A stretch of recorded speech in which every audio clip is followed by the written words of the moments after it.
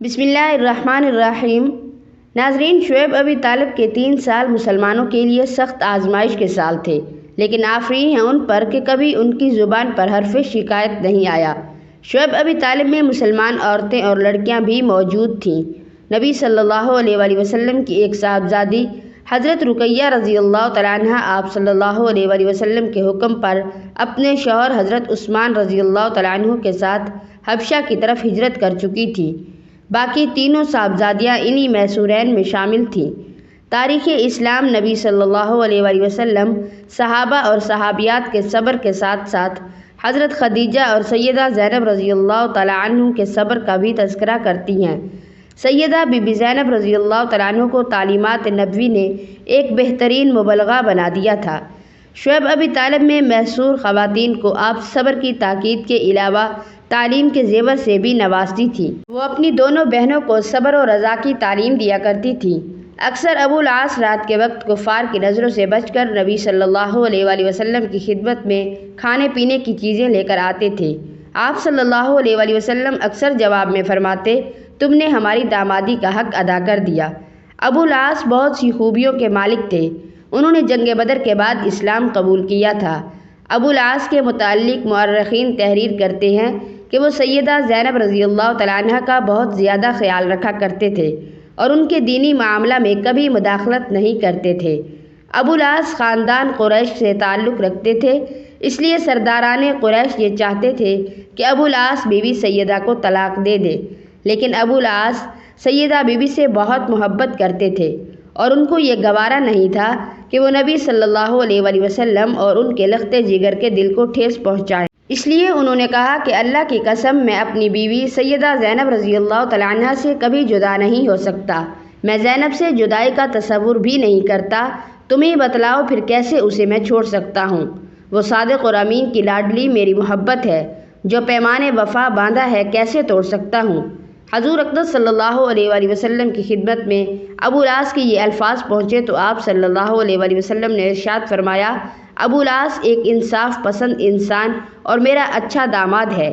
ایک مرتبہ ابو العاص نے بی بی سیدہ سے کہا کہ اگر میں تمہارے بابا جان پر ایمان نہ لایا تو کیا ہوگا؟ سیدہ بی بی زینب رضی اللہ تعالیٰ عنہ نے جواب دیا، میرے بابا جان اللہ کے آخری رسول ہیں، وہ صادق و امین ہیں، میں زندگی کے کسی لمحہ میں بھی ان کو جھٹلانے کا سوچ بھی نہیں سکتی۔ ابو العاص نے جواب دیا، سیدہ مجھے تمہارے بابا جان کی رسالت میں کوئی شک و شبہ نہیں، لیکن میرے قوم کے لوگ مجھے طعنہ دیں گے کہ بیوی کی خاطر اپنے آباء و اجداد کا مذہب چھوڑ دیا۔ سیدہ زینب رضی اللہ تعالیٰ عنہ نے کہا کہ ابو العاص میری یہ خواہش ہے کہ حضرت علی، حضرت ابوبکر، حضرت عثمان غنی اور حضرت زبیر بن عوام رضی اللہ تعالیٰ عنہم کی طرح تم بھی ایمان لے آؤ۔ میں بھی یہ چاہتی ہوں کہ تم سبقت لے جانے والوں میں شامل ہو جاؤ۔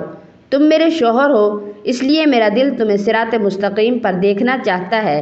اپنے شوہر سے محبت کرنے والی سیدہ بی بی زینب رضی اللہ تعالیٰ عنہ اسلام کی سچی شہدائی تھی، اس لیے انہوں نے اپنے شوہر کے سامنے اپنا دل کھول کر رکھ دیا۔ ابو العاص خاموشی سے محبت کرنے والی بیوی کی باتیں سنتے رہے، یہ باتیں آپ کے دل میں اتر گئیں، اس لیے اللہ تعالیٰ نے انہیں قبول اسلام کی توفیق دی۔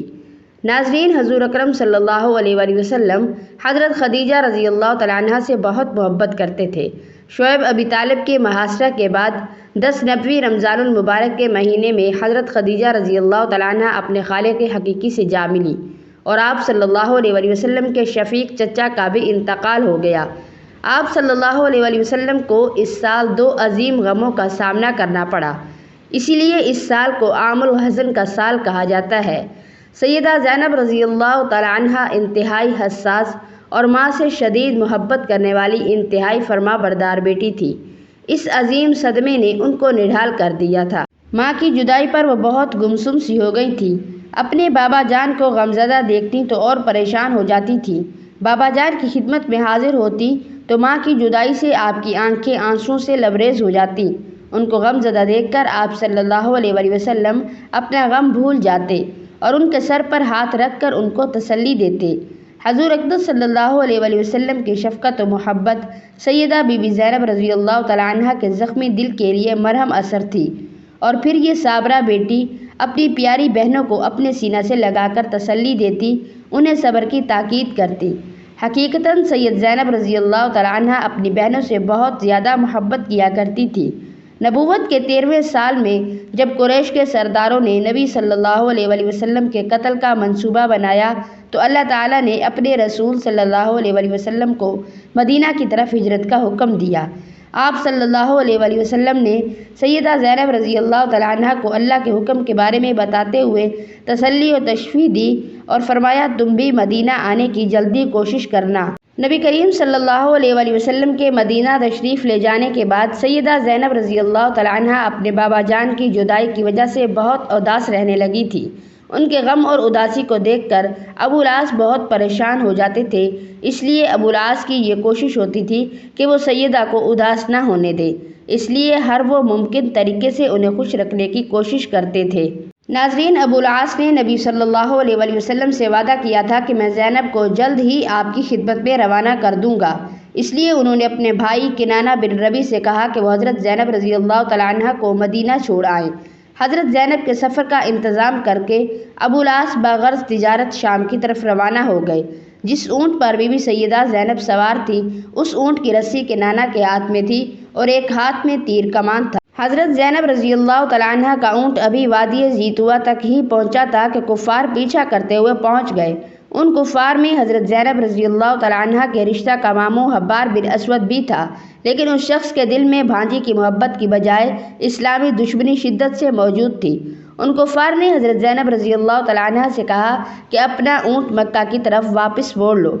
حضرت زینب رضی اللہ تعالیٰ عنہ نے جب اپنا اونٹ واپس نہ موڑا تو اس شقی القلب نے ایک پتھر اٹھا کر آپ کو مارا۔